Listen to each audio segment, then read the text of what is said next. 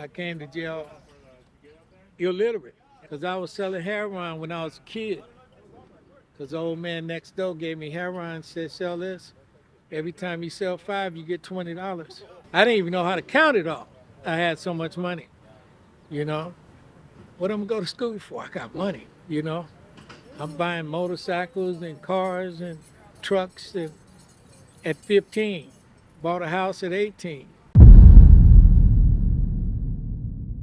38 years. Probably longer than he been alive. What's the key to longevity and staying positive? Well, we weren't always positive. Shit, you know, it just We come from the war zone. you get tired of it, man. You know what I mean? Yeah.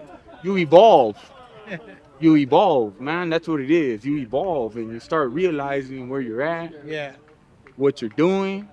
At some point in time, you have to. You have to. And I'm on death row, so we had to realize that we had become an extension of the government. Because if you killing people on death row, you killing them for the government. Because they sent you there to die. You know what I mean? Think about that. You know, so we had to realize that, you know, hey, we're on death row. They sent us here to execute us. You know what I mean? And here we are killing each other.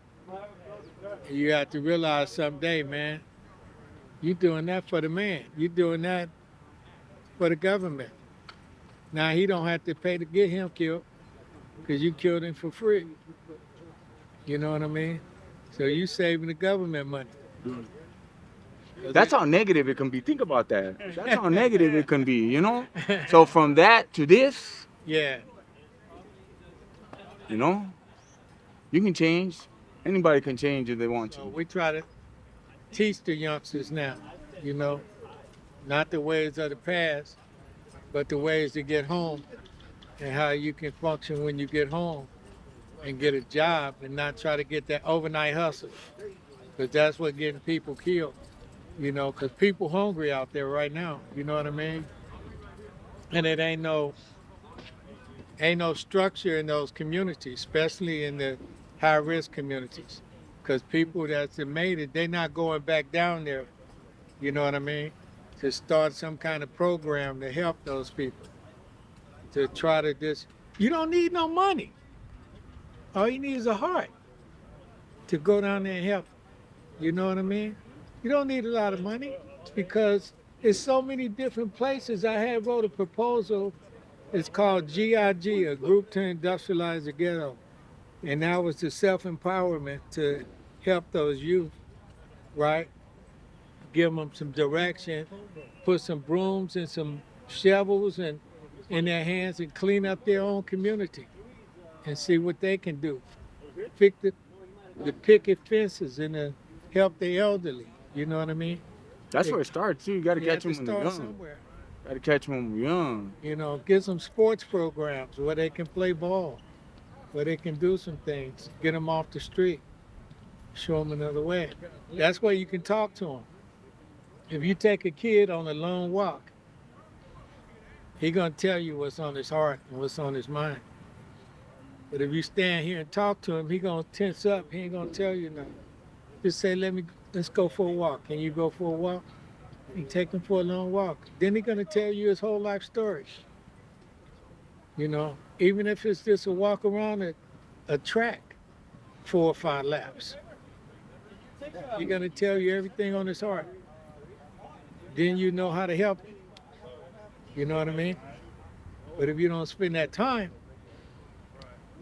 it'd be a lost cause. He might be struggling in school. He might not be able to read and write. I learned how to read and write on death row. I came to jail illiterate with no formal education because I was selling heroin when I was a kid. Because the old man next door gave me heroin, said, sell this. Every time you sell 5, you get $20. You know what I mean? So I had a cigar boxes full of $20 bills. From the time I was like 10 till I got like 18. I didn't even know how to count it all. I had so much money, you know? What am I gonna go to school for? I got money, you know? I'm buying motorcycles and cars and trucks at 15, bought a house at 18. You know what I mean? But I was illiterate. And it didn't do me no good to have all that and didn't know what to do with it. But nobody taught me. It was a man at San Quentin, God bless his soul. He taught me how to read and write. Every day he came to my cell and he worked with me. From the third grade, I got a 3.0 grade average in the college program now. You know what I mean? So it ain't that they can't do it, it's nobody helping them. Nobody taking the interest. So we need y'all out there.